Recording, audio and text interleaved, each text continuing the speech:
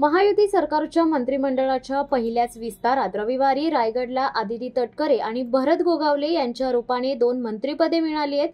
त्यामुळे रायगडात महायुतीची ताकद आणखी वाढली आहे। मात्र जिल्ह्याचे पालकमंत्री मिळण्यावरून गोगावले आणि तटकरे यांच्यातील राजकीय संघर्ष पुन्हा उफाळून येण्याची शक्यता राजकीय वर्तुळातून व्यक्त होत आहे। आता सर्वांनाच उत्सुकता आहे ती जिल्ह्याच्या पालकमंत्रीपदाची। ज्येष्ठतेनुसार पालकमंत्रीपदी भरत गोगावले विराजमान होणार की खासदार सुनील तटकरे हे राजकीय कुरघोडी करून पुन्हा पालकमंत्रीपद आदिती तटकरे यांना मिळवून देणार याकडे सर्वांचे लक्ष लागले। महाविकास आघाडीचे सरकार असताना त्यावेळी पालकमंत्री असलेल्या आदिती तटकरे यांना आमदार भरत गोगावले, आमदार महेंद्र दळवी, आमदार महेंद्र थोरवे या एकत्रित शिवसेनेच्या आमदारांनी कडाडून विरोध केला होता। त्यावरून खासदार सुनील तटकरे आणि आमदार भरत गोगावले यांच्यात राजकीय वादविवादही झाले होते। पण नंतर राजकीय बदलानंतर महायुती सरकारच्या काळात शिवसेनेचे उदय सामंत हे रायगडचे पालकमंत्री झाले। आता याच मुद्द्यावरून पुन्हा राजकीय संघर्ष निर्माण होण्याची शक्यता नाकारता येत नाही।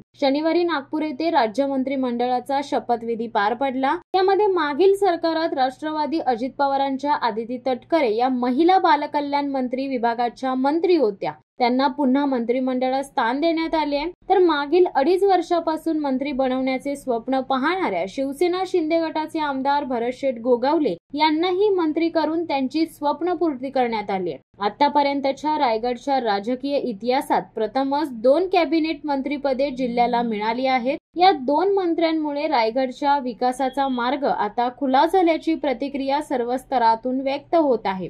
शिवसत्ता टाइम्स न्यूज ब्युरो रायगड।